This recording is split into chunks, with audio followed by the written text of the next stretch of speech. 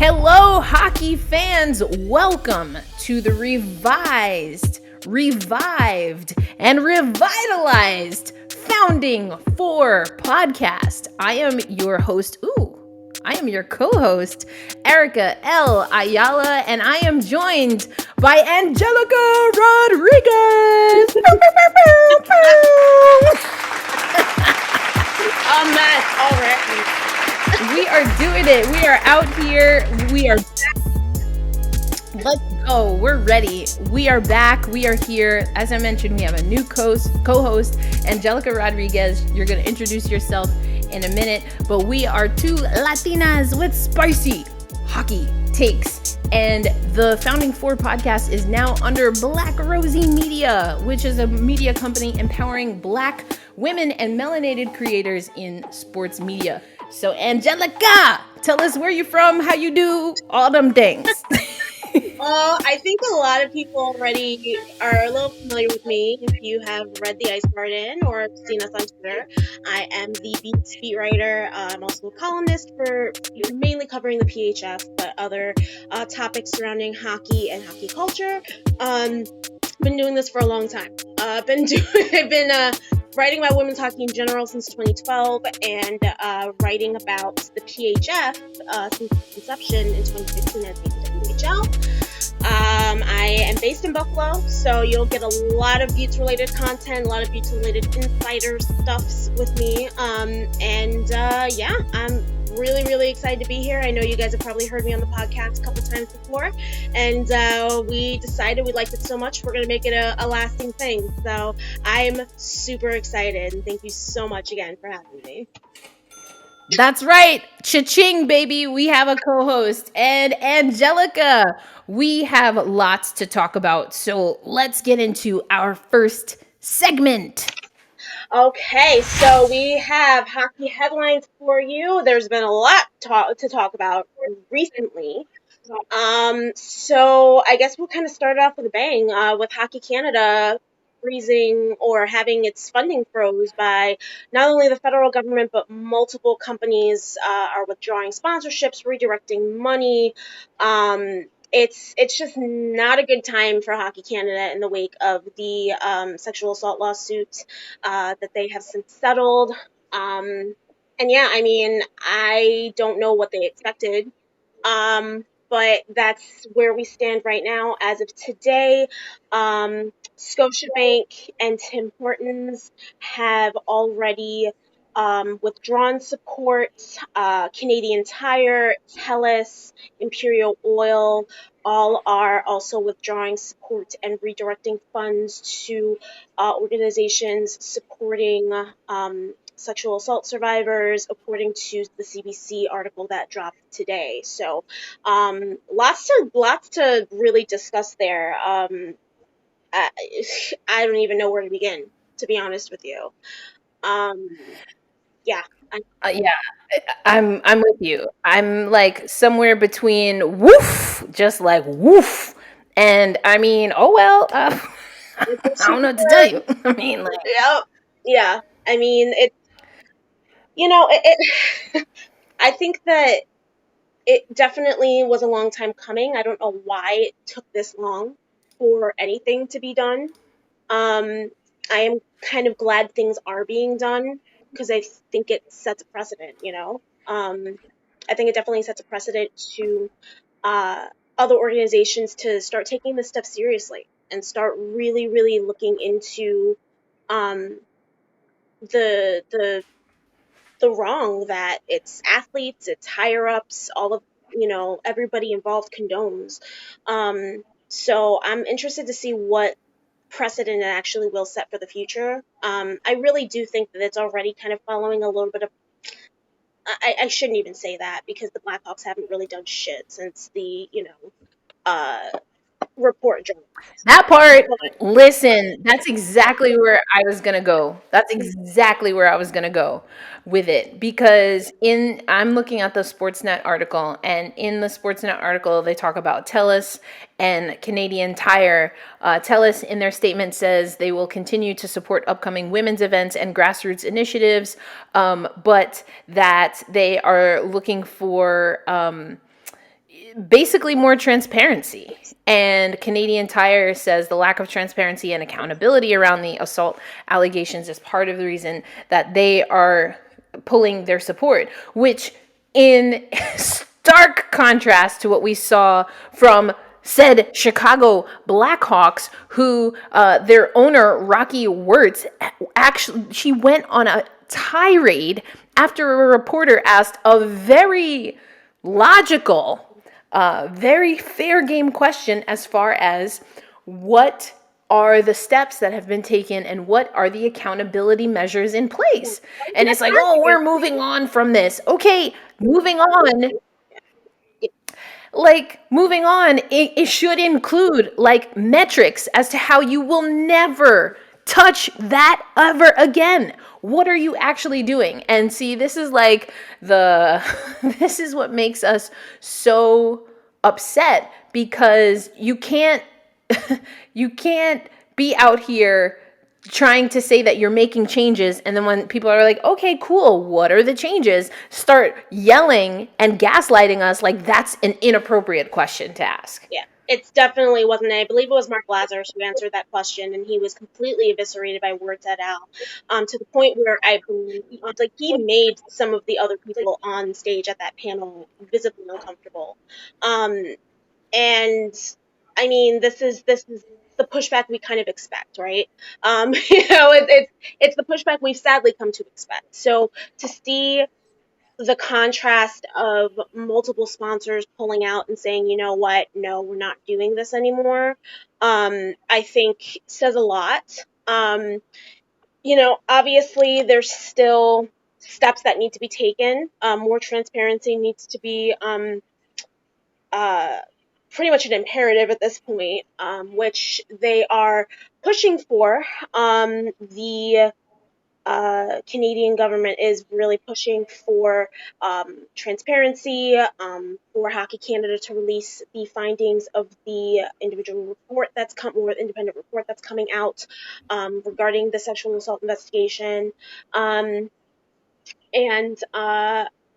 also publishing the recommendations it's received from the sexual abuse allegations, which is, forgive me if I'm pronouncing this wrong, Hennon Hutchinson LLP.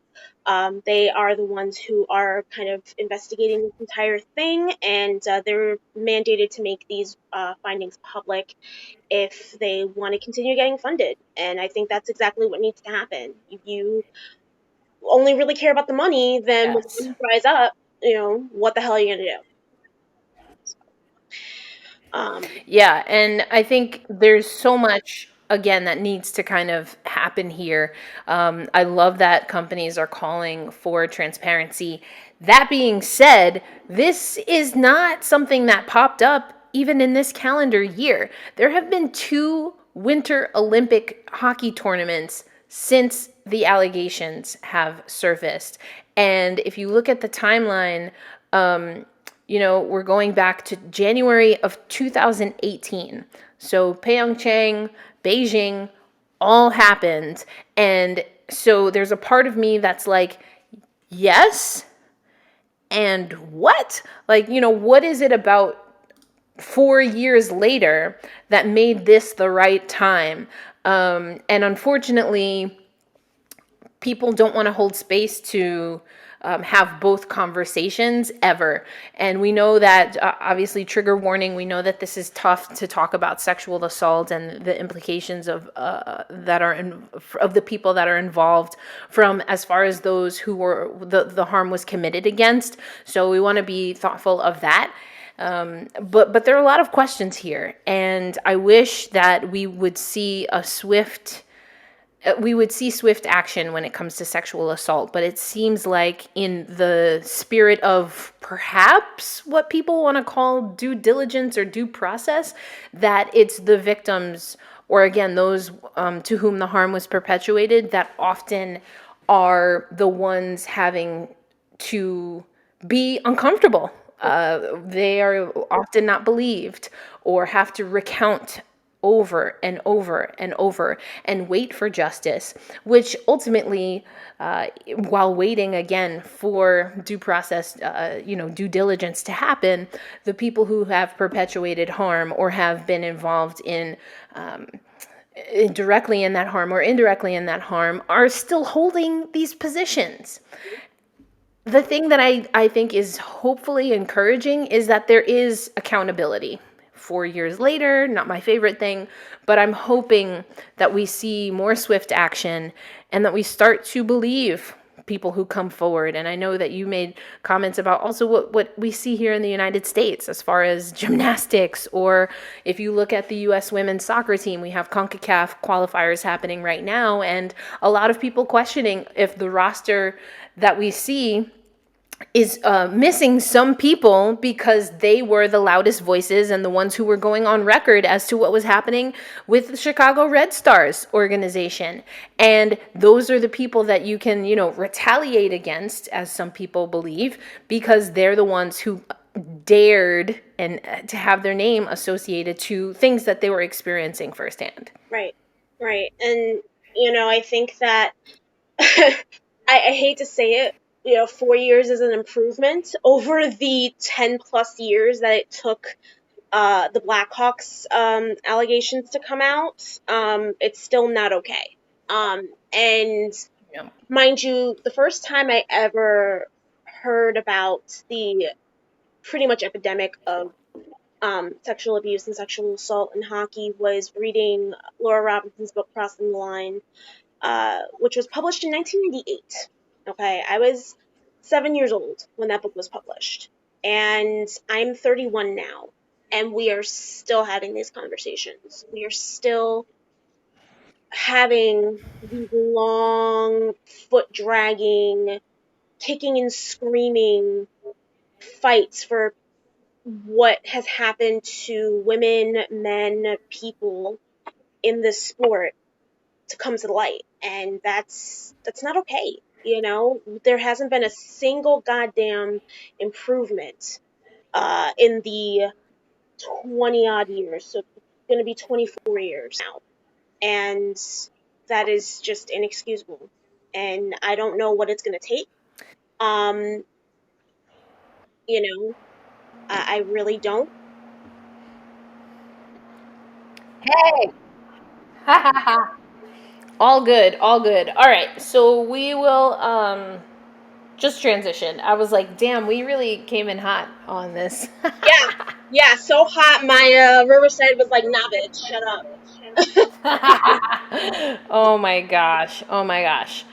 All right. Well, Angelica, we came in pretty hot. We came in pretty hot for our first ever co-hosted episode of Founding Four podcast. So let's skate on to our next hockey headline. Okay. Well, this is a little bit more in the realm of PHF/women's hockey. Big, flashy couple of signings on the goaltending front. We have Cassidy Sauvé being signed by the Buffalo Beauts, and Buffalo Beauts fan favorite Carly Jackson signing with the Toronto Six. Both are 1-year deals. This was hinted at by Jeff Merrick a while back.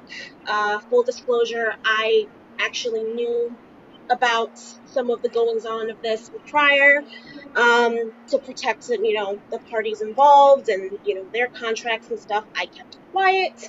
Jeff Merrick did not, and then it finally actually was officially announced. So, Sauvé is a great signing. I'm going to say that right now. Sauvé is a very good signing by Buffalo. I think if they were to get anybody to replace DJ, it, can't do much better than her. That said, I am a little miffed at how this whole contract went down, and a little miffed about the process behind it, and I'll tell you why. From what I understood, there were certain negotiations that took place with Carly Jackson and the Beauts that were kind of not what was expected. I think we heard similar to what was discussed between Amanda Levier and the Minnesota Whitecaps. Dan Rice did, tweet about that. Yep. Without going too deep into it, again, to kind of, not be too overly critical, because I think that a lot of people forget that this is a kind of an unprecedented time in free agency for the PHF. A doubled salary cap, much more freedom to move around, much more freedom to negotiate, or so we would like to believe. More on that later. But also, I think that a lot of teams, not so much a lot of teams, but definitely the Buttes, from what I can tell. They've had a gigantic outreach. They've had tons of players reaching out to them. They've been negotiating with a lot of players, and it's great to see.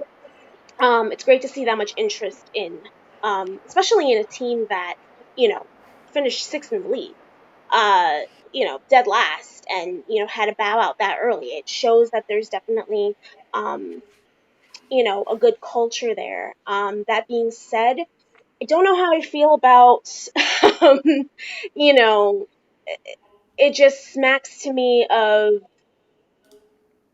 eschewing players who've committed to this league prior, who have been homegrown, who have come up through the draft as, per a couple of seasons ago, just to lure back players that you may have lost with the PWHPA. Which it's part and parcel of it, but at the same time, it's something that has bothered me a lot. And, nothing against the PW, but, whenever you sign out of that association as well, you run the risk of a learning curve, right? Because, you go from a player, the PWHPA, which has tournaments, they have showcases. A lot of times they, obviously play each other much like the PHF does, but also, it's very inconsistent scheduling. And, it's easier for a skater to kind of come into that and kind of, succeed. I mean, look at Cassidy Winkle last year. I think that she's a really great example of that. She took very well to it. But I think it's a little bit more difficult for a goaltender to do that. So I think that as good as Sauvé is, I think that we're going to run into a learning curve there. And it's not necessarily a bad thing, but, and I mean, she's a professional. I mean, yes, we know that. But that's my biggest concern going into it. But we'll see. I mean, it is what it is. I'm not obviously I'm biased, but at the same time, I think that I think that there are a little bit of concerns there, especially when you're signing a goalie out of that's all. Yeah, I think you hit on a lot there. One thing I really hadn't considered is maybe the learning curve. We do know that it's a different model between the Professional Women's Hockey Players Association, the PWHPA, and the Premier Hockey Federation, the PHF, formerly known as the National Women's Hockey League, or the NWHL. And that's where we get our name from. For those who are joining us for the first time, started with 4 teams, hence the founding 4. And no, I don't think that the PHF is at the original 6 now. Like, how are you the original 6 if 2 of you aren't original? Like, what are we talking about? Why are we so trying to be like the bro dudes? Like, I digress. Anyway, back to Sauvé and all of it. Listen, we said we were 2 Latinas with the spicy hockey takes, and that's one of mine. But I think you make an interesting point about the transition because the structure is so different. I think people would argue that, and have made the argument, that the caliber of player is different and is very much by design.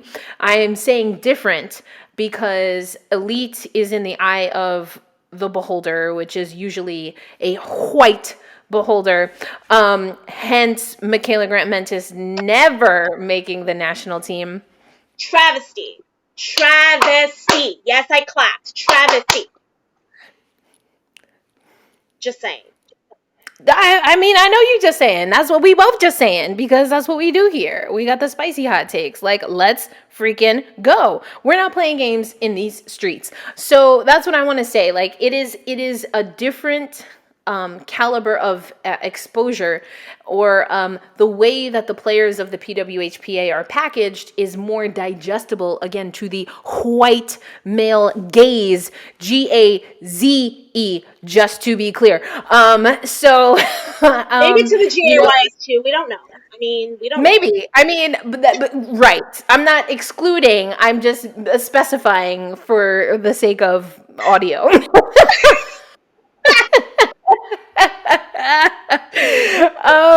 So I think, we have national team players. Obviously, the PWHPA, for those who don't know, was a separation once the Canadian Women's Hockey League folded.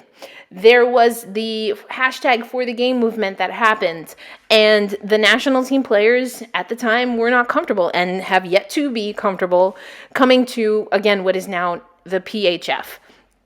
And so you have players that are playing not only at Division One schools, but at Division One schools who are very competitive, and thus they get opportunities to play on the North American national teams. Not exclusively, because there are some European players that have played in the PWHPA and the NWHL/PHF.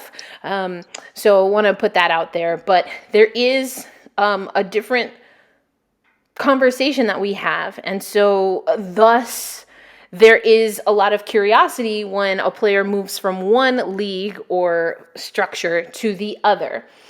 I say all of that because outside of all of that drama, who is not getting excited about there being competition, there being increased salaries, there being 2-year deals, and up until really interesting engagement on Twitter, even players disclosing their salaries. This is all good stuff. The only way, and yes, it's hard when you get used to players in a certain market and they're good in a certain market. But as someone who does a podcast that follows the Seattle Kraken, where my tagline was, "We're, Mr. Steal Yo Man," this is what happens. This is what happens in sports. And it's okay to be mad about it. That doesn't make it wrong. Yeah. To be fair, I've never liked change when it comes to my team. So I'll be completely Fair. open and vulnerable in that regard, is that I've never liked change. I think it was inevitable. I think the only thing that irks me about it is, again, Carly Jackson was the Butte's most valuable player of the season. Even if she hadn't gotten that designation as voted by her teammates, she was still clearly the most valuable player on that team.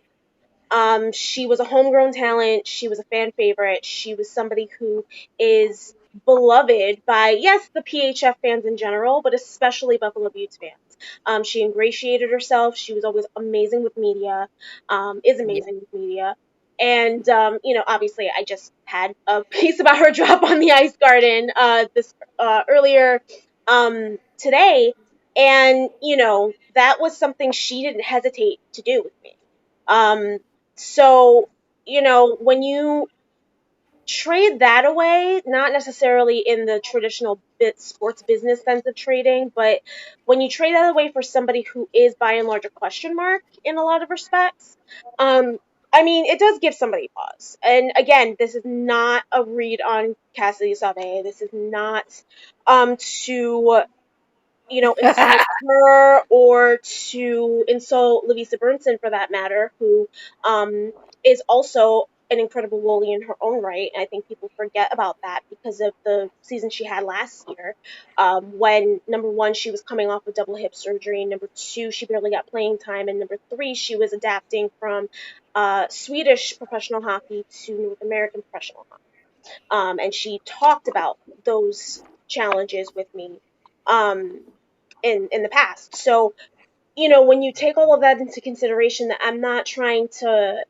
insult or, hurt anybody's feelings there. But, you know, I think that there's just something a little bit different, a little bit special about, you know, CJ. And I think that the Buttes really could have capitalized on that if they had, you know, focused on her to start the season and, you know, held on to that instead of kind of going off on this, you know, other direction that isn't so clear cut, I don't think.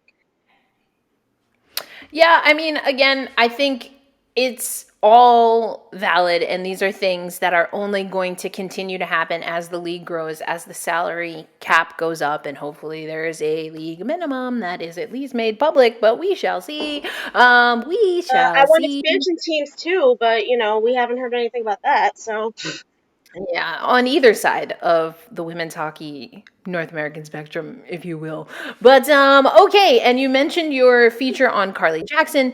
If you're watching or listening, check out the show notes because, of course, we're going to put that in there.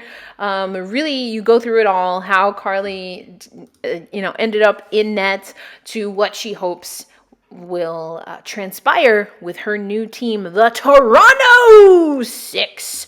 All right, we are continuing with hockey headlines. And yes, this is a women's hockey podcast, but occasionally we talk about the boys because we are inclusive, unlike, well, you know. Anyway, let's continue with the MNHL because we have a Stanley Cup champion.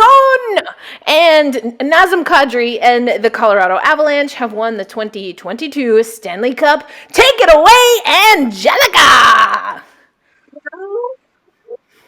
For anybody who thought Nazem Kadri was a liability in the playoffs, you can kiss his ass.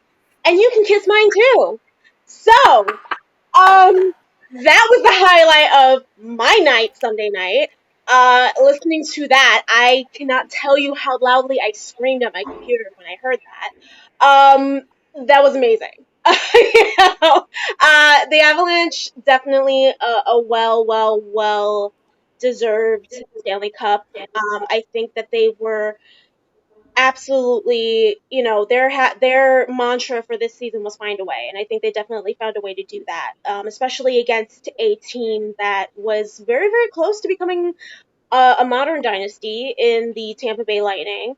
You know, won back-to-back Stanley Cups, was on the precipice of another one, and the Avs just, you know, kind of said not so fast. So, you know, this is a really fun team. It's a really exciting team. You know, their speed, their tenacity. What are you looking at over there? I know, it's weird. So there's like, I know you see me looking because I have a laptop here and it literally sounds like it's knocking. It's the creepiest shit, like for real. It's just like boom, boom, boom, boom, boom. And then I look at, because I hear the sound. I'm like, who the F is knocking while I'm trying to do this podcast? And the only thing that I see is like the little cursor, like the arrow as the noise. I'm like, what the fuck?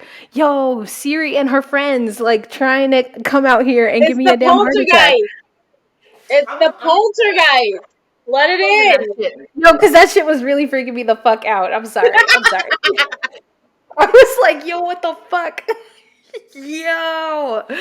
My bad. Let that bruja in. Yo, I gotta get the sage out for real because that shit was crazy. Oh my god, do not make me burn. You already know I'd be ready.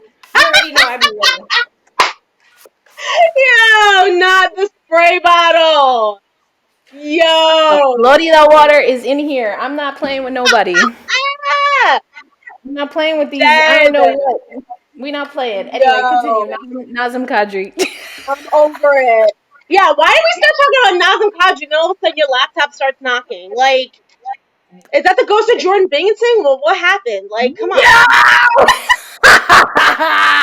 I'm clipping that. We're gonna keep that. Anyway, now that I have practiced, my good wellness.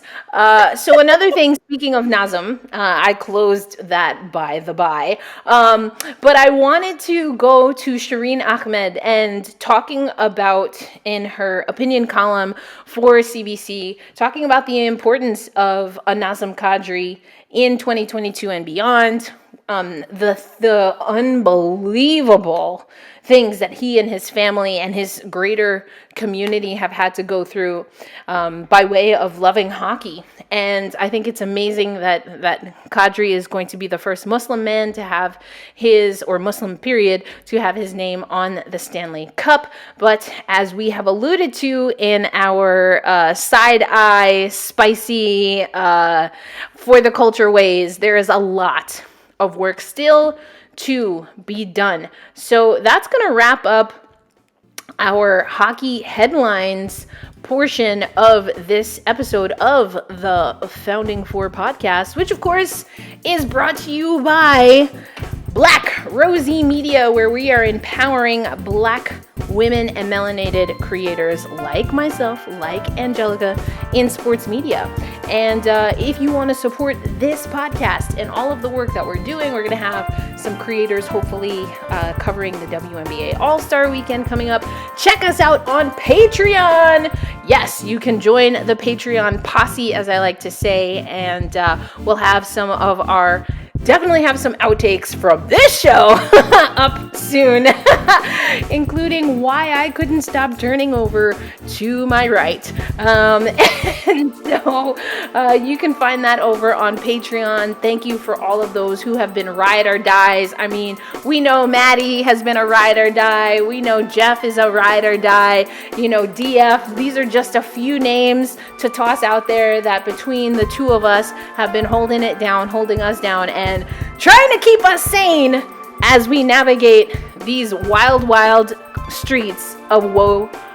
Okay? Trying. We are aspiring. But let's reflect. We are closing out June, and that means, of course, happy Pride to all who celebrate, which should be all of y'all. Anyway. Yes, let's go sway in the wind. Yes, you're serving me all the vibes right now. But yes, happy Pride. Let's go. Happy Pride. I've got my Juneteenth shirt on. All of the things, including, we've got the 50th. Yes, let's go. We got the 50th anniversary of Title IX. And there's a few things that we could talk about, but I want to talk about this. Billie Jean King, the Billie Jean King tennis champion, and also, of course, someone who is known in the space for being an advocate for women, for the LGBTQ community. She said something, and it got a lot of traction on social media because she is essentially talking about how now at 50 years, now it's time for us to focus on girls and women of color and the impacts, or lack thereof, that Title IX has. And where to start with this? Okay, so here's my thing. Am I appreciative that Billie Jean King said that? Yes. Yes to the yes, to the yes, yes, see, yes, yes. Okay, I am happy that she said that. And there is a part of me that's also like, Billy, baby, let's have a conversation, because over on Black Rosie Media, we had a great conversation with Bria Felician for the Black Rosie Media Presents podcast, where we were talking about remembering Title IX through the eyes of Wyoming Tyus. And Wyoming Tyus co-founded the Women's Sports Foundation with Billie Jean King, and to empower women in sport, very much in the vein of what Title IX does. And we never talk about Wyoming Tyus. We never talk about how she was at the Mexico City Olympics. And everyone, I got even on this shirt right here, everyone remembers John Carlos and him putting the fist up, but no one talks about Wyoming Tyus. And so, as someone who knows that history, I was kind of like, thank you, Billy, and you a little late to the party. Like, where you been, fam? And then I had someone on my Twitter, in my Twitter space, be like, oh, Billie Jean King is the GOAT. And I was like, you know what? I get why you said that. She not my GOAT. Like, I would put a few other people before her. And then it was like, oh, well, I just need to explain myself because obviously you didn't understand. That's why you had to say something negative about Billie Jean. I was like, I didn't say nothing but negative about Billie Jean King. And just in case you don't know, this is my exaggerated voice. This is not how it really went down, but you can go find it at elindsay08, EILNDSAY08. And then it was like this back and forth. And I was like, listen, If you're going to call yourself a goat, or if you want to call somebody a goat, and then you don't hold them to account, they ain't a goat. They are not a goat, or at least not for folks that look like me. Not for folks that look like me either. I mean, I think that it goes without. Actually, no, it doesn't go without saying, because I think a lot of people kind of lose it in the grand scheme. You know, we talk about Title IX every year as being about inclusion in women's sports and expansion of women's sports. It didn't initially wasn't initially formulated that way. Correct. It was created as kind of an add-on to the Civil Rights Act of 1964. Obviously, it was reintroduced in 1972, but it was never really designed to really address racial discrimination Come in on, the somebody. sense that the Civil Rights Act was. At least, you know, not in how it intersects with sex and gender. And as a result of that, that's why 50 years from now, we're finally saying, oh, wait, yeah, what about Black women? What about women of color? Historically, outside of track and basketball, Black female athletes are underrepresented, according to an article by 538. In Mm-hmm. 2020-2021, outside of track and basketball, Black female athletes only represented about 7.8% of female athletes in total. Um, and not only that, but, you know, I don't think we talk enough about how Title IX really is designed to let down uh, girls and women of color, just by virtue of the way the funding works, the way federal funding works, the way state funding works.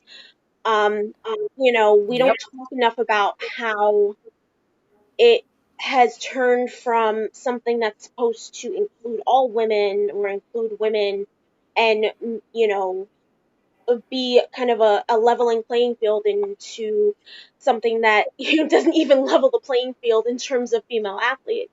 Um, you know, Ms. Maggie's article from July of 2020 said 42% of schools in the U.S. are extremely segregated. They're either 90% white or 90% students of color. And the way Title IX funding works, it disproportionately benefits those Correct. 90% white schools, not the Yep. 90% black schools. Correct. So, And I just want to pause there for a minute because that's such a salient point. And what you're talking about is particularly on the girls' side of the spectrum, recreational sports, organized sports through high schools, middle schools, even elementary schools. That being said, we also see that impact in the NCAA. The NCAA, you go to any championship and they love to tout the fact that a good portion of women in particular that are in C-suites, not just in sports and sports business, but in all business, are and were athletes. And that's an amazing statistic, except we also know that those C-suites are very white.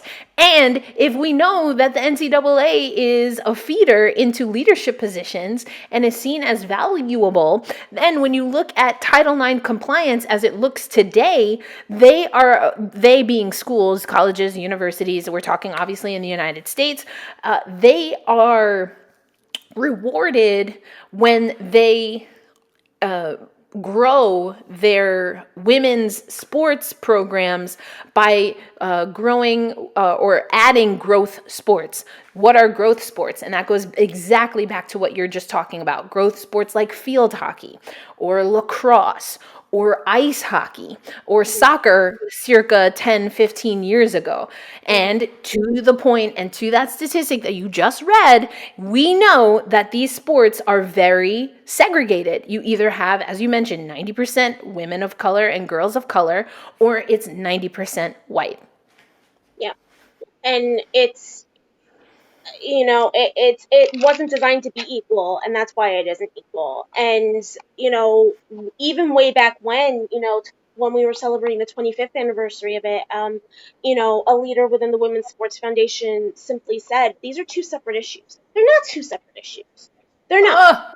Okay. They're not two separate issues, because when I walk out of my door, people notice two things about me. They notice I'm not white, and they notice I'm not male. You know, I'm a cis woman. I'm female presenting. I clearly, I mean, yes, you know, in some circles I am white passing, but, you know, I'm not white. I've never identified as white a day in my life. Mm-hmm. So those are two things that will continuously separate me from so many of my white counterparts. And again, that's just cis women. We're not even talking about the way in which trans athletes have been excluded. When we're talking about how the Trump administration narrowed the scope of Title IX to exclude trans athletes, President Biden's administration is apparently supposedly re-expanding that scope, but they still aren't talking about what rights trans athletes do have under Title IX. And as a result, we are seeing more and more states using this as a weapon to ban trans female athletes from these sports under the guise of protecting women's sports. And I'm sorry, if you wanted to protect women's sports, you would be putting the funding into that. You would not be looking for every single fucking excuse to gut funding. If you cared about women's sports, UND women's hockey would still fucking be here. RMU's women's hockey program would not have been in danger of getting cut. There are so many things that I can go on. We would not have had to have USA Hockey and USA Soccer being pushed to provide equal pay for their female athletes as opposed to their male counterparts who are not nearly as successful. So don't tell me it's about protecting women's sports when you don't give a damn about it 99.999% of the fucking time. Let's go.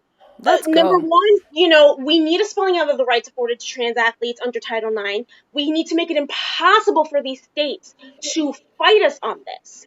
I think it goes without saying. We are very, very into, making sure that trans athletes have this platform and have as many rights as their cis counterparts. As a cis woman, I'm all for it. I don't think I need to say trans women are women, trans men are men, trans people are people, and they deserve as much of an opportunity as I do to play the sport that they love. And I'm sorry that what our government is doing, what Title IX is formulated to do right now, it's not enough. It's not enough.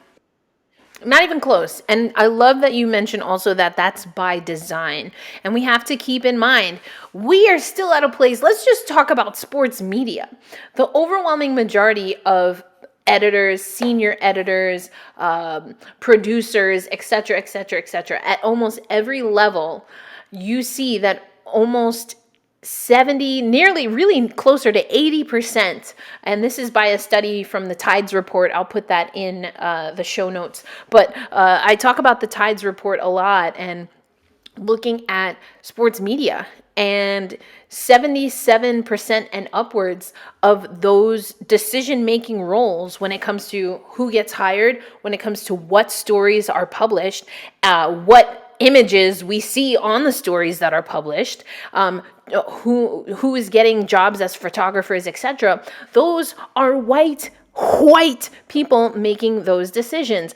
And I'm not saying inherently like if you're a white person, you're bad. No, what I'm saying is that there is a lack of scope when you have everyone that presents in the same way, and it makes it more difficult, not impossible. We love our co-conspirators, but it makes it more difficult to have these conversations in logical, in practical, in real life ways, because people are not exposed or even thinking about these types of things. And I loved that you also mentioned how this is impacting trans athletes. We see this is a massive issue right now.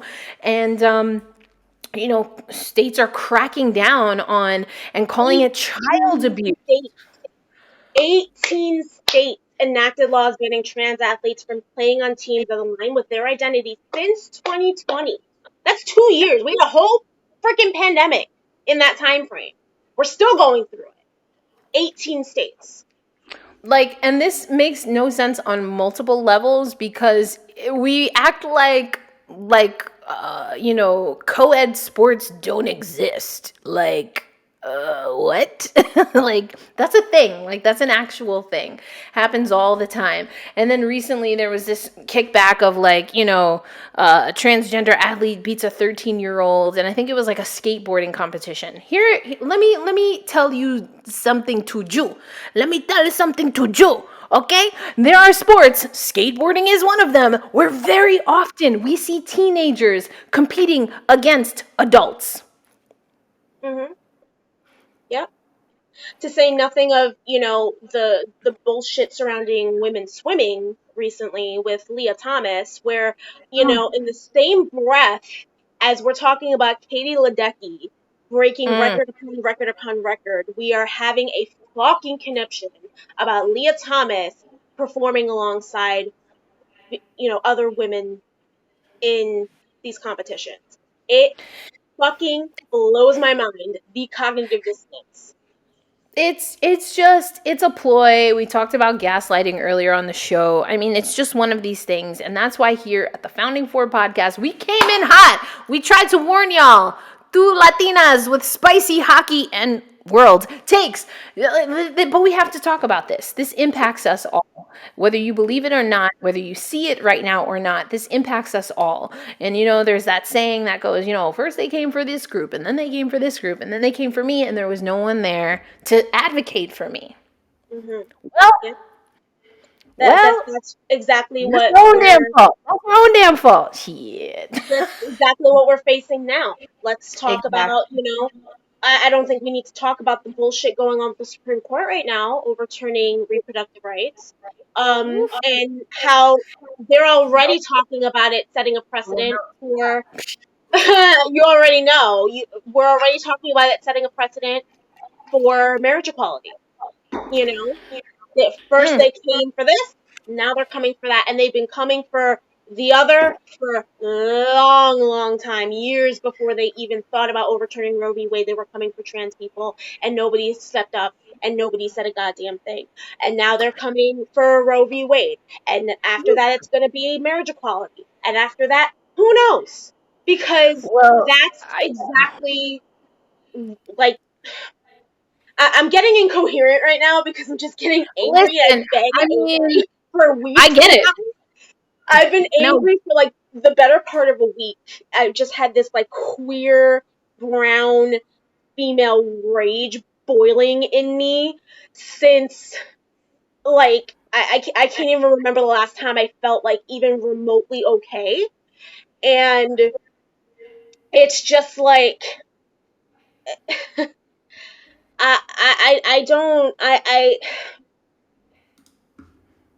I think that we need to literally burn shit down in order. Great podcast, burn it all down. Yes, that is, those are my girls over there. I love them, and you should listen to that podcast if you haven't already. Although I'm pretty sure if you're listening to us, you're listening to them. So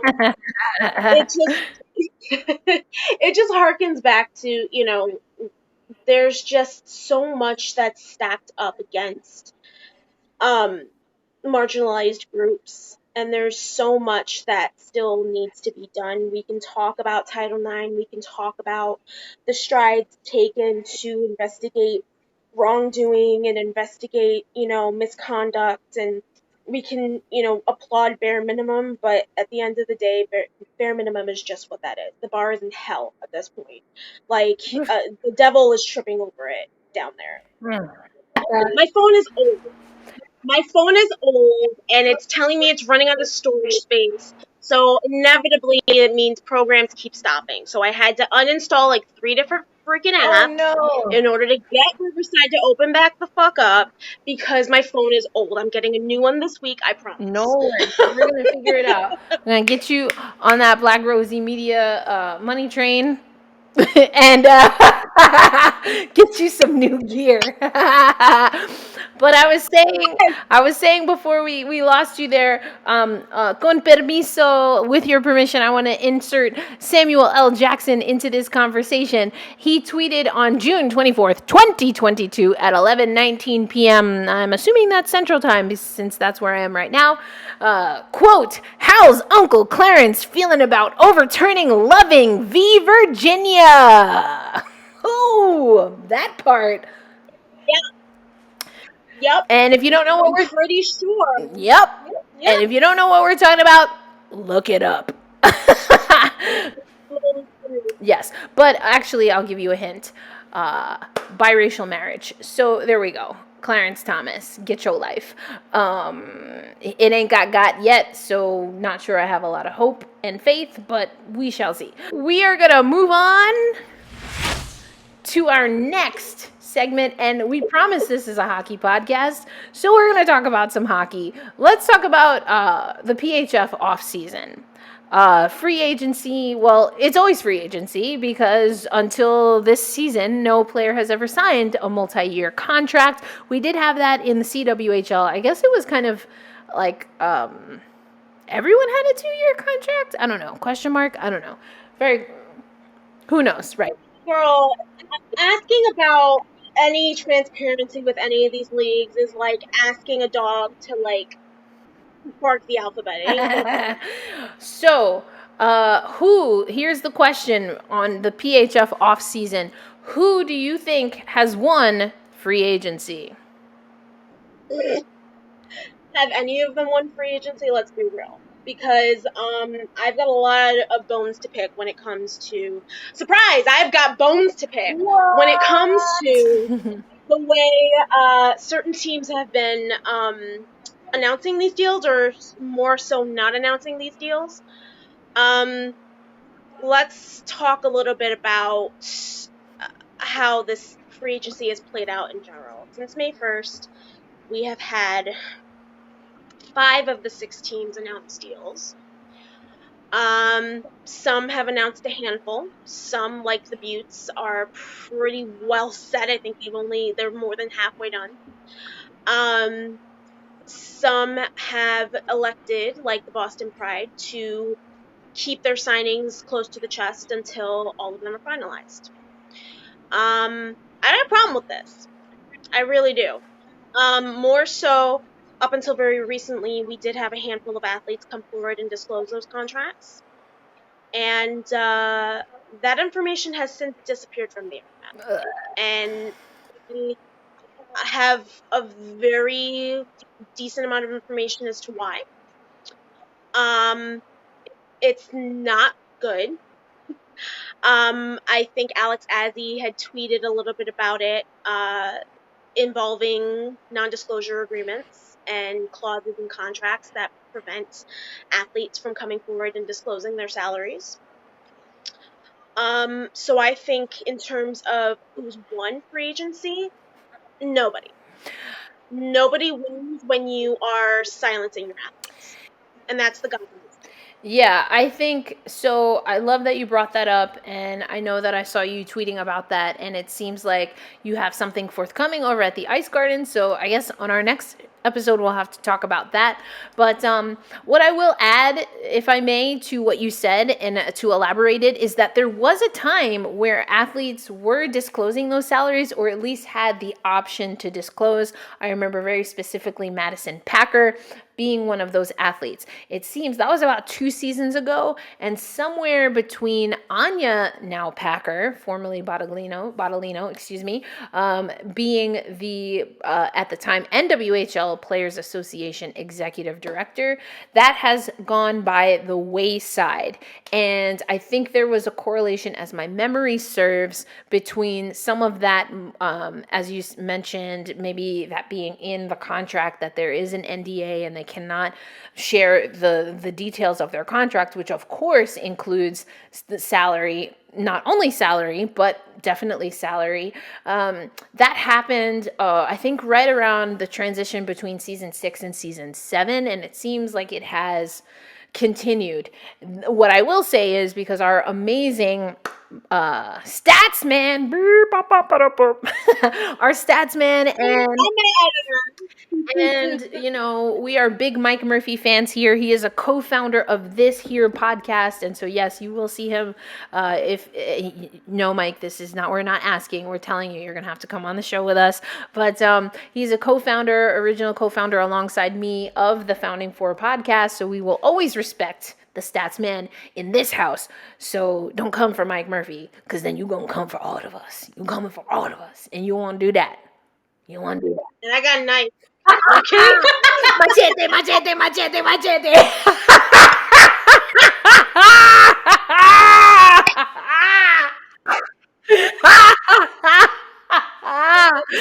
Woo! Good night, goodbye. We're over. First and last I'm episode of the Revive done. Founding Four. And was getting at, as Erica was getting it, right? First and last, that's it. That's it.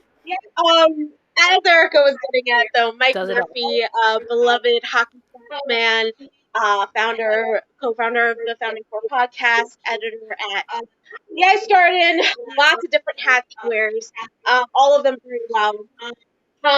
He had come forward with a public data sheet documenting a lot of the salaries that were disclosed. Fortunately, as of right now, that information has no longer become public. And I think that, again, that's been very obvious as to, the Twitter sphere has made that clear. Obviously we're not at liberty to discuss a whole lot of that. A lot of it is speculation at this point. A lot of it is information that has not yet come to light. But I am very much under the impression that the league, for whatever reason, does not want these salaries disclosed. And again, it's not okay, because, when they announced that they were doubling the salary cap months ago, January, February, I think right before the All-Star game, I think is when it was, sometime around then, when they announced all of these plans to expand and to double the salary cap, we all were excited about that. We all got really, really hopeful that that would now mean that players were able to make a living playing hockey. Not everybody, but quite a few players. Right. Quite a few of the bigger names. And not only that, but we were hoping that, with that would come negotiation, with that would come player representation, with that would a lot more freedom for these players to fight for what they're worth. Which, if I can, And is we haven't like, seen any of that. it's some because BS, teams because and the league have who is decided, telling, like, the Jeff Mareks of the we're not world, gonna let right? you Hockey tell Night in people Canada, how who much have you're showed absolutely, Um, like, Kenepe size interest in, or Kenepa, excuse me, size interest in the PHF NWHL. All of a sudden now they're releasing that allegedly, Michaela Grant Mentis' salary is $80K. Like, how are you? So you're comfortable with it on the high end, but when it comes to what the average is, or even what the minimum salary is, again, alluded to this earlier, but we don't have any confirmation that there is indeed a minimum salary. We don't know that information. That would be important. And so that just seems like a little bit like you can't have it both ways. Like, you're comfortable, and I mean, I'm hoping that someone had a conversation with Michaela Grant Mentis, if that information indeed was coming from either the team that she signed with, the Buffalo Beauts, or the league itself, to disclose that, because then it's kind of crazy that someone is leaking that whilst also, when a player shares that information willingly, telling them, oh, no, you can't, dead that, right. you can't do that. All things being equal, I think we have enough reason to suggest that with the salary cap being what it is, $750,000, and the number of roster spots, in order to, maintain a full roster, I believe, don't quote me, but I believe we're looking somewhere in the realm of about 13,500. per player. All things being equal. Obviously, all things are not equal. So you will have players probably making that much. You will probably have players making closer to the high end of what Michaela Grant-Mentis is supposedly making. You will have players like Amanda Levier somewhere in the middle, Cass McPherson somewhere in the middle, or toward the lower end, you know, 40, 50, depending on where you're at. That could be a livable Mm-hmm. wage. That could not be. So Depending on the market, depending on what your family situation is. And we heard that. It was actually, I believe, Madison Packer again that said that some of her teammates, and I believe, some of her teammates with the Riveters, the Metropolitan Riveters, had that as their single job. And speaking of Madison Packer, I mean, that leads to our next conversation. So as we see the influx of money, what we're not seeing is comparative to like the NWSL, the National Women's Soccer League, they're in their 10th season and they have 21 founding members of this league, some that have even played in leagues prior to that one, that have made it 10 seasons.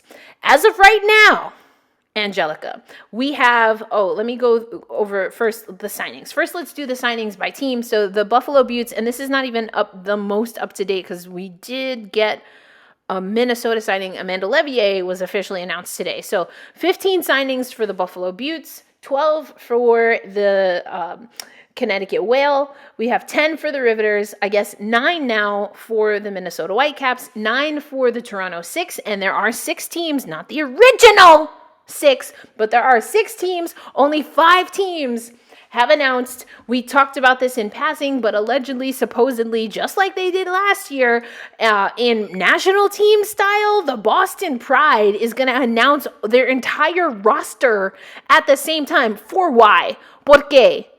because they Why? got Who special about said? everything. Like, let it go, fam. Let us know. Like, like, no. And then also, like, if you're gonna do all of that, then at least make it a big deal. Like, y'all are all like, oh, by the way, here's our roster. Like, that's how it went last season. It's like y'all don't even make an event. I'm talking like VIP, sell tickets. I want a freaking, red carpet, like all the No, fits. Like, and then if you're gonna do give that revenue, give that ticket revenue to the players. that part, that's what I'm saying. Like, come on. Here's a free idea for you. If that's what you want to do, then make sure that you're making money off of that. Because right now you're looking hella foolish because no one's talking about the Boston Pride because there's nobody to talk about. Exactly. And that's the shit that like irks me. It's like I don't know how an Don't entire like. I don't know how an entire team gets away with that. Like if all the other Dumb. 5 teams are announcing it, the Pride should be made to announce. Even if you don't want to disclose the salaries, which again is a major problem, and yes, I will have a column on that later to come, probably sometime next week on TIG. I do also have a poll about whether or not players should be allowed to disclose or at least have the option to disclose, which Yes. I'm assuming Yes. more than a few PHF players have voted in. Obviously, the voting is anonymous. So I'm assuming multiple have. Um, obviously there are players that want this. Obviously there are players that do want to be more transparent. Even before free agency started, we were seeing players asking for transparency with salaries. Whether they're low or not, I don't think anybody's under any major assumption here that these players are going to be making bank out the gate. We already know that the PHF is not in a position to do that. We are not under any major delusion here that these are going to be multi-million dollar salaries. Obviously not. The salary cap doesn't even go that high. So why not just be transparent about what you're giving your athletes? If you're so proud of it and you're so proud to use them as fodder for you being, oh, look at how progressive we are, look at how much we're doing for our players, but you're not even fucking letting them talk about their own salaries when every other major sports league talks about its salaries. Come For on. better or for That worse. part. For better, no, they don't. And and I will And what I will add is we're talking about the PHF right now, but your girl right here, me, asked the PWHPA when they had their two separate kind of barnstorming seasons, one in the United States, one in North America, and one in Canada. One in the United States, one in Canada. The one in Canada had a lot more fanfare because they had a lot more media engagement. They had Secret Canada involved. And so I asked Jana Hefford, and I asked a representative from Secret, ironically or not. What are because they were giving a stipend and also provided bonuses depending on some kind of points structure that they were doing. And when we asked what the salaries were or what these bonuses and incentives were, Kenepa, nothing, no words. So, and I thought it was really interesting though, because listen, like on this podcast, I'm gonna just call it like I see it. Sometimes I keep my mouth shut or my Twitter fingers away. But I'm gonna say it here. It was really interesting. Even former players of the PHF now, as it's known, being like, oh, absolutely, things need to be transparent. PWHPA players saying, oh, what do you mean the salaries ain't like baka baka ba? And I was like, excuse me, is this thing on? Hello? But when you had your last roundabout of women's hockey, you were asked about the salaries and did not disclose. And then it was like, oh, okay. Yeah, that's right. So it goes both ways, homie. What we're not going to do is listen. We are going to keep it real, if players won't, that there is a rift. Some people have bad blood, Taylor Swift style, when it comes to how things went down. And I don't even blame them. I'm not even mad. Because some of y'all out here in the WoHo space have every right to be upset. Y'all have been done dirty at every level, and we talked about it at the top of the show. Look at what's happening with Hockey Canada right now. And not to mention that it's very likely that people that have been, the harm has been perpetuated against them and towards them. They now are not going to have hockey opportunities because Hockey Canada cannot get their ish together. So listen, I get it. There's bad blood, there's beef. But let's not act like it's one is worse than the other or even better than the other. Everybody in women's hockey has got to figure it out for the sake of the athletes. And sometimes we talk about the athletes too, if we want to keep it absolutely. It's not about PHF versus PWHPA. It's not about which league is better. It's not about which league needs to have more transparency, because all the way around, there is no fucking transparency. There is no actual accountability for where the money is going, how the money is being used, and who is actually getting it. And there's nothing in terms of, both sides. Like, I don't like both sides in a debate. Both sides are fucked up here.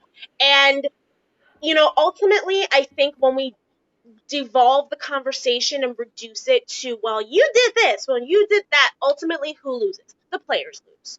And at the end of the day, I really don't give a shit about the league itself. I don't really give a shit about the association. I care about the players. The players are why we cover this game. We don't cover this game for the fucking front office. We cover it because the players are who make the game what it is.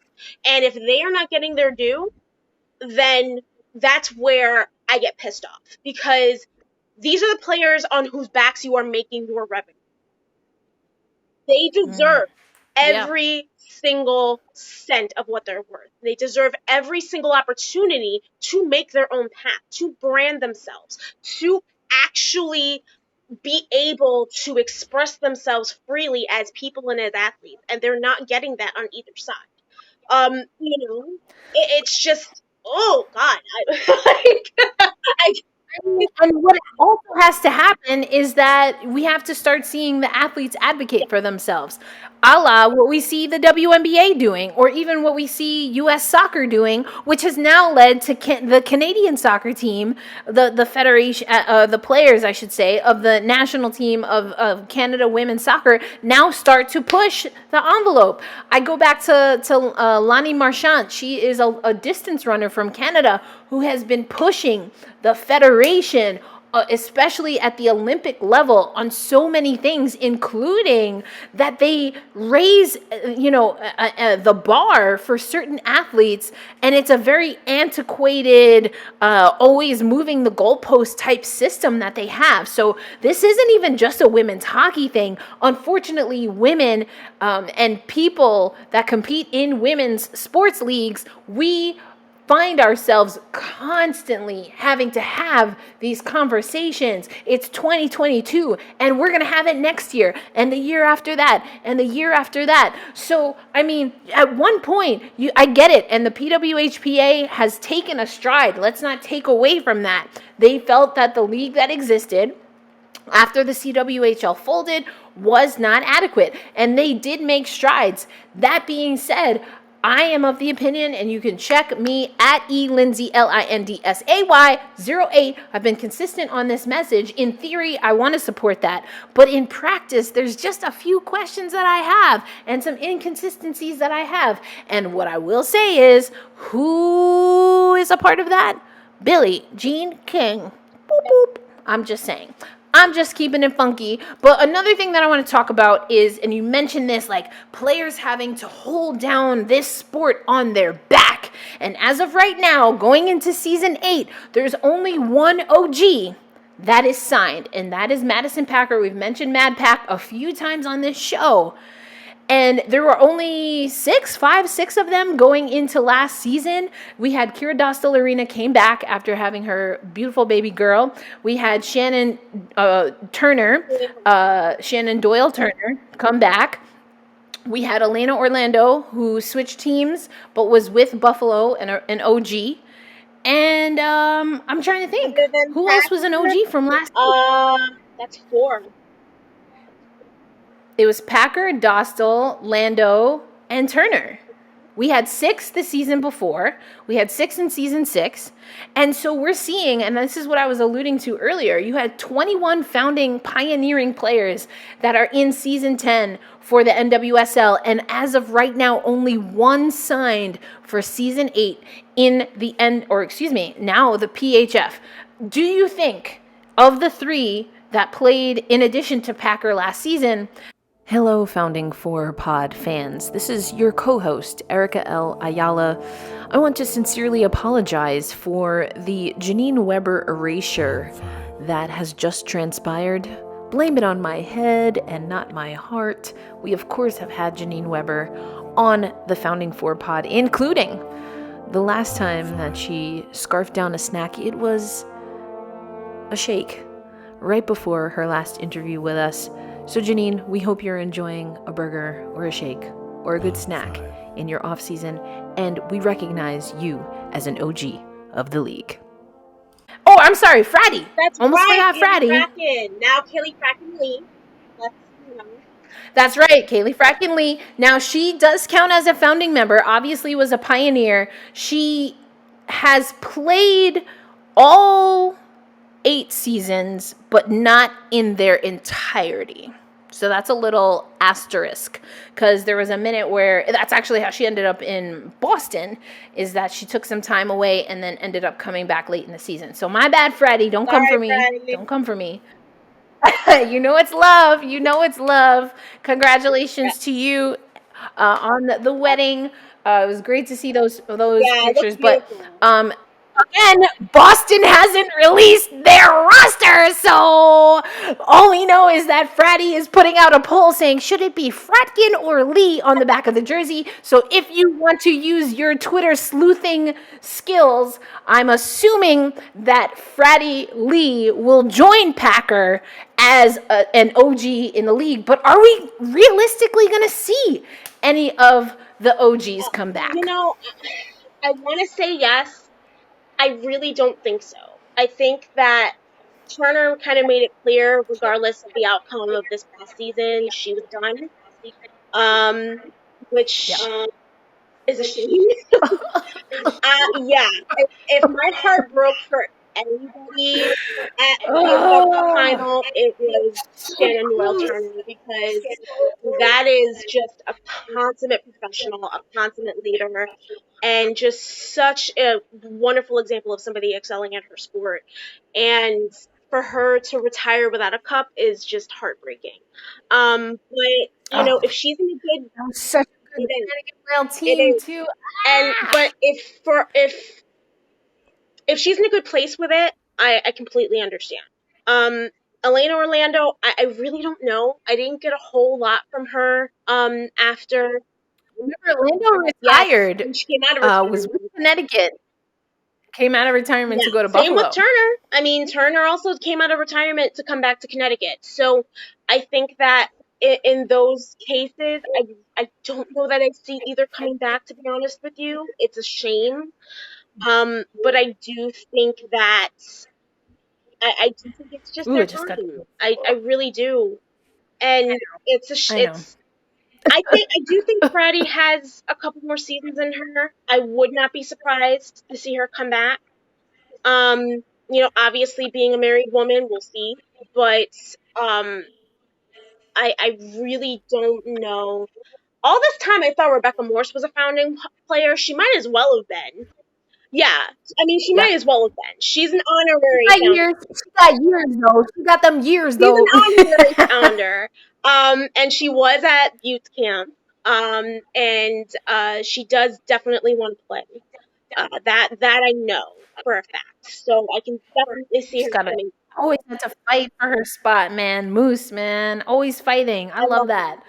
We'll see. I think you're right. I think what we're seeing is it is an era coming to the close. And like I said, it's been amazing to now be a broadcaster for the NWSL and see that there are 21 players that have stood the test of time. The NWSL went through some bangs last season in the vein of what we talked about with Hockey Canada earlier in the show. And to see the perseverance, it's really amazing. I would have loved to see more players, but unfortunately there's been a lot of flux, and we've seen this in women's sports. Again, this is the third, or maybe I didn't say it earlier, but this is the third rendition of professional women's soccer that we're seeing right now reach its 10th season. The fact that the NWHL turned PHF is going into season 8, it really does say a lot. And of course, the WNBA is in 26 seasons and is still trying to work through things like travel and not having players, be in coach or, fight over A1 through 15 on Southwest, as one of them tweeted. Like, I'm just like, That oh gosh, it's funny, entire but it hurts. thing was so Ugh. goddamn aggravating. I'm like, these are professional athletes, and you're gonna get mad about them chartering a flight? Get the fuck out of here. It's messy. It's messy. And like in the name of equity and fairness, it's like, well, in the name of fairness, like having someone who's 6'2" and above in a middle seat, you should be embarrassed. But anyway, we digress. We'll have plenty of time to talk through that, but we are definitely going to keep our eye on at the Founding Four Pod, the founding members of the, again, NWHL turned PHF. But we're going to close out every episode of this newly revamped Founding Four Pod with our For the Culture segment. And this is going to be the happenings among melanated and culturally rich hockey homies. And we got some big ones on the docket for today's show, Angelica. Yes, we do. Obviously, we have the induction of Herb Carnegie into the Hockey Hall of Fame as a builder, which is, I mean, let's be real. I mean, it was a long, long, long time coming. Absolutely. Absolutely. It, And so Herb Carnegie, for those who may not be familiar, they're similarly to what we have as far as the Negro baseball leagues, which finally Major League Baseball has is including those records in Hall of Fame, inductions and the like. But anyway, there were black, or at the time called Negro hockey leagues. Herb Carnegie, a part of one of those leagues, and is part of one of the first or the first all black hockey line, which we have never seen in the National Hockey League in 100 plus years. But it was him and his brother, and I'm forgetting, unfortunately, that's on me, the third player on that line. But Herb Carnegie also was the first Black player to be offered an NHL contract. The New York Rangers went to him once, twice, thrice.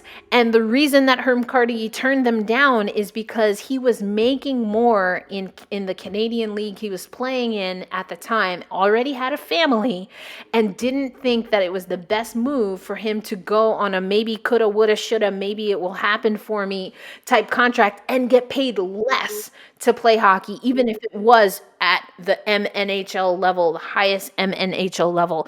And so Herb Carnegie, there's a lot of, I don't want to say controversy, but let's say opinions on whether he should have taken that contract or not. I'm here. This is the For the Culture segment, and we're here talking about Know Your Worth. And so Herb Carnegie is an OG of Know Your Worth. And he was like, I'm sorry, sit your behind down, New York Rangers, pay me what I'm worth or I ain't doing it, because I got a family to raise, including his daughter who he raised, who is now part of the ownership group of the Toronto Six, an ownership group that is diverse, and I love that. And so Bernice Carnegie, also a co-founder of the Carnegie Initiative, is more than likely in November going to be representing her family and her father at the Hockey Hall of Fame. The first time I went to the Hockey Hall of Fame, it was when Willie O'Ree and PWHPA president, advisor, I'm sorry, I honestly don't know what the title is, but Jana Hefford, who's associated with the PWHPA, they were inducted into the Hockey Hall of Fame together. There was also someone else who was inducted who is actively still holding his job, and we have to, as players, wait until we are retired. And then even when you're retired, if you're a woman, you only have 2 spots that you can give. And then even when you have 2 spots as a woman, they don't even give all 2 spots every year. Anyway, I continue, I digress. But Bernice Carnegie is going to be Carolyn Willett, what? Bernice Carnegie will be representing. I'm very confident that she will be present. I'm so excited for her. I was able to meet her at the Willie O'Ree induction ceremony, and I'm so excited for the family. But speaking of the Toronto Six, so Mark Jocelyn and Angela James, first ever Black woman in the Hockey Hall of Fame, and also the only woman who was a part of the duo of women that were inducted together. Of course, that was Cammie Granado and Angela James at the same time, the first ever time, and never again since. But anyway, I digress. We'll get mad about that on the next episode of Founding Four Podcast. But we have Angela James, who is now the general manager of the Toronto Six. She was a bench boss along with Mark Jocelyn, but she gets another honor. Angela James, newly appointed officer of the #Order of Canada, known as one of the first superstars of women's hockey. She is recognized for advancing women's sport in Canada. Angela Diane James, Order of Canada, congratulations. Felicidades. Guys, we love to see it. Honestly, I mean, when she was first announced as being an assistant coach of the Six, I was so unbelievably thrilled because, I mean, she's a legend. I mean, she had an award in the CWHL named for her. She is a huge name in women's hockey history. To have somebody of her caliber associated with the PHF is huge, and to see her get her flowers, so to speak, is, I can't think of anybody more deserving at this point. So, I mean, congrats to her, and she's holding it down. Yes. Wait for it. We got sound effects. We're fancy. And on that, congratulations. Yeah, we fancy. Not only congratulations to Angela James, but congratulations to you, Angelica. First episode as co-host of the Founding Four Pod in the books. Excellent.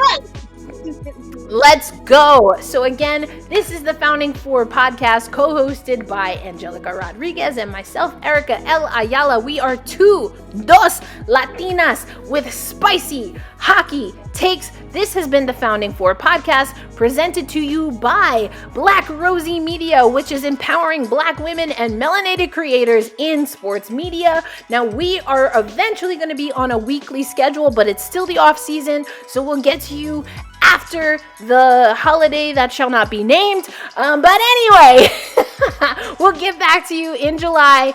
Thank you for listening to the Founding Four pod.